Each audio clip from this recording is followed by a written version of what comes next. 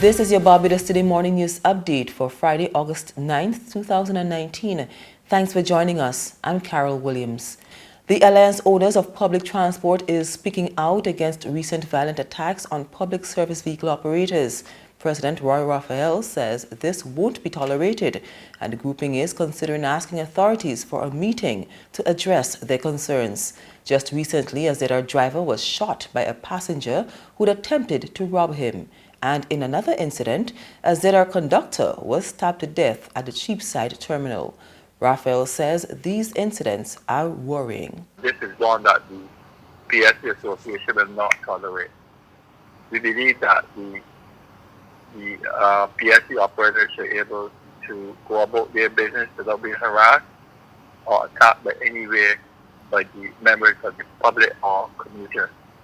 And I believe that the association will have to meet with the Ministry of Transport and the Transport Authority so that legislation will be placed.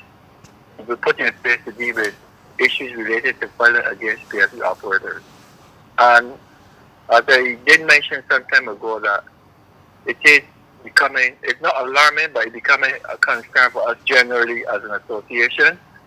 We are still seeing a number of people get into the PSC vehicles, buses, and all that are unable, they're not willing to pay. Prime Minister Mia Mottley has issued a challenge to business leaders. She is telling them to look outside of Barbados for investment opportunities, including in Kenya. As he addressed business leaders attending a meeting with President of Kenya, Uhuru Kenyatta, yesterday afternoon, the Barbados leader said the country must never again find itself in a position where it's solely dependent on the economic activity within its geographical space. This country is liquid. There's $9 billion in savings, but we have not found the appropriate financial instruments to be able to fuel our own domestic economic growth, but also the export of capital that will shield us once again if we face major economic recession. It is absolutely critical that we do so.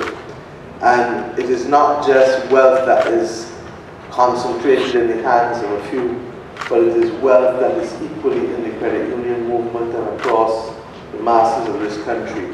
And therefore what is missing is one, the financial literacy of the person who owns the wealth, and two, the instruments through which the investments can take place. And if we can find mechanisms for partnership both here and in Kenya, or through the export of capital to Kenya to work with you, and having Kenyans invest in our tourism and other international business, as an international business domicile for Kenyan investment into Latin America, or any part of the Americas for that matter, or other parts of the world, we believe that there are benefits for each of us. There's regional and international news after this short break.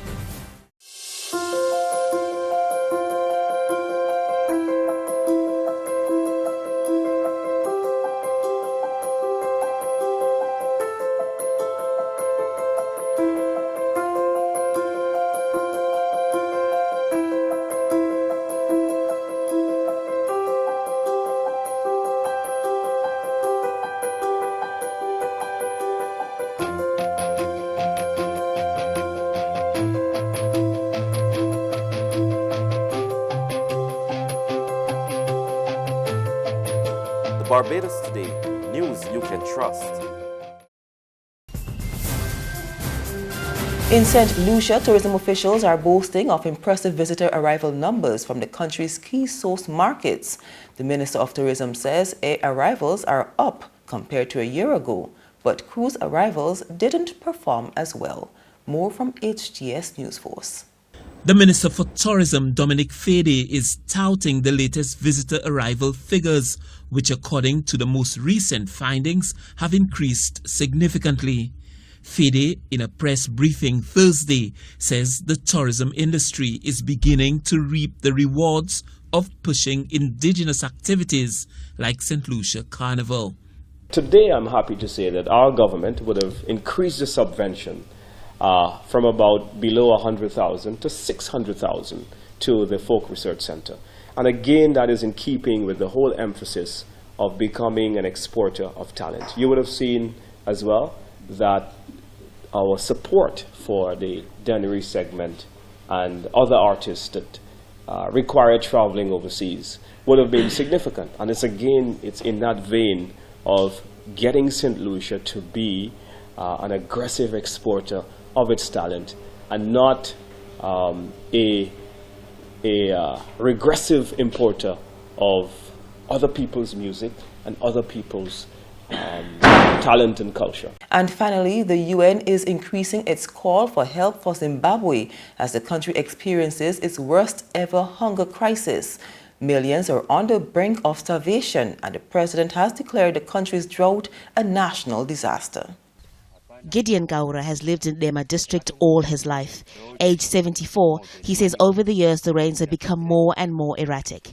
Drought induced by the El Nino weather pattern has cut Zimbabwe's maize harvest by half and reduced water levels in dams and rivers. We don't eat in the morning and in the afternoon. We eat only at night. We eat as little as possible so that the food can last longer. President Emmerson Mnangagwa has declared this latest drought a national disaster, and the United Nations wants more help to prevent a humanitarian crisis. It's raised its appeal to international donors to $331 million. We're talking about people that truly are marching towards starvation if we're not there to help them.